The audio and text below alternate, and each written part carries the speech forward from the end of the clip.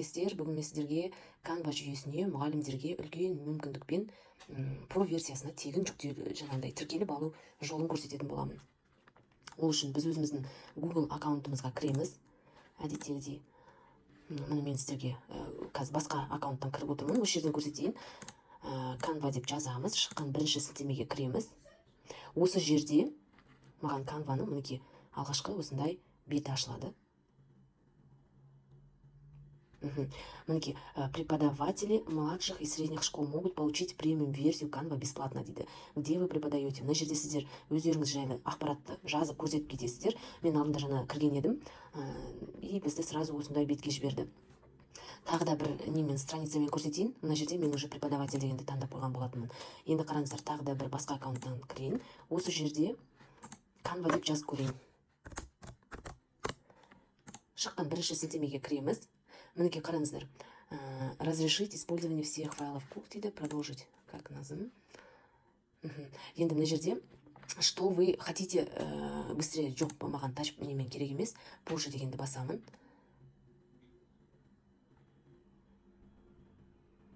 Мына жерде сіздерге ең бірінші бетінде сіздерден сұрайды жаңағыдай Canva-ны кім ретінде қолданғыңыз келеді, как преподаватель, өзіңіздің жеке қолдануыңызға деген сияқты бет ашылады. Сол жерде сіздер преподаватель дегенді, сосын образование дегенді басасыздар. Образованиядан кейін я студент немесе я учитель дегенді таңдайды. Я учитель дегенді басасыздар. Сол кезде сіздерге осы бет ашылады. Енді бұл бет ашылғаннан кейін қараңыздар, мына жерде сіздерге жаңағы қай мемлекеттен екеніңізді көрсету керек болады, және электронная почта школы, мектептеріңіздің электронды почтасын осы жерге көрсетіп жазып кету керек. Немесе у меня нет электронного адреса школы дегенді бассақ. Бірақ ол кезде қарау көп болады екен. Және қараңыздар, продолжить дегенді басамыз. Осы жерде сіздерге документті загружать ету керек болады. Ол сіздердің мектепте мұғалім болып істеймін деген жаңағыдай печать, штамп бәрі қойылған, сондай құжатты сканерлеп осы жерге тіркеу керек болады. Жаңағы документтеріңізді өзіңізге компьютерға жүктеп алғаннан кейін мына жерге документ 1 деп осы жерге жүктейсіздер. Қараңыздар, бұл жерде платежная ведомость, справка с места работы, подписанное письмо от школы дейді, школьное удостоверение, удостоверение преподавателя дегені бар, я, лицензия преподавательскую деятельность. Өзіңіздің мұғалім екеніңізді бір жол көрсету керек. Енді бұл жерден мен өзім справка с места работы дегенді таңдадым, және оны осы жерге выбрать файл деген жерді басып, сол справканы қоясыздар осы жерге. Мысалы, мен қазір сіздерге кез келген бір документті қойып көрсете салайын.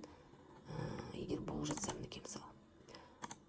Все файлы дейді. Осындай документтеріңізді мысалы ашып, осы жерге тіркейсіздер. Енді қараңыздар, бұл жерде файл 5 мегабайттан аспау керек дейді.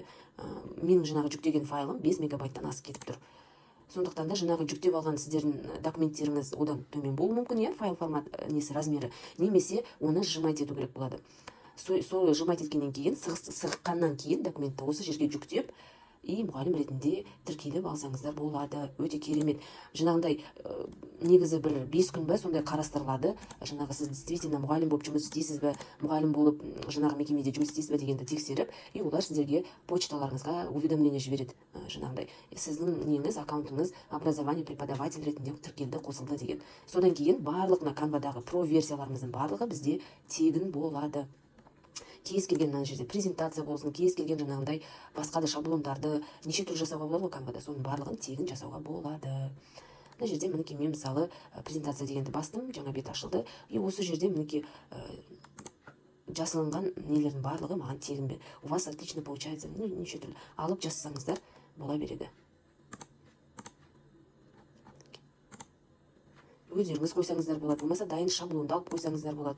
Бұл жерде бұрындары осындай жаңағындай бренд, яғни про версиясында деп тұратын. Қазір барлық шаблонды, барлығын мұғалім болып тіркелсеңіз, оны подтверждать етсеңіз, тегін қолдануға болады.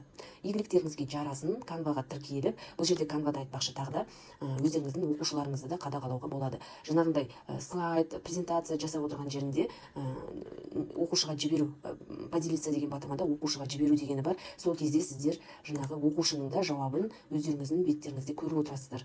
Ол жайында тағы да толық бір видеолар түсірілетін болады. Ал сіздерге қазір Canva-ға мұғалім ретінде тегін кіріп, тіркеліп алсаңыздар өте үлкен мүмкіндік. Жіберіп алмаңыздар. Игіліктеріңізге жарасын. Сіздермен бірге болған Назым Мұңғабаевна. Сау болыңыздар.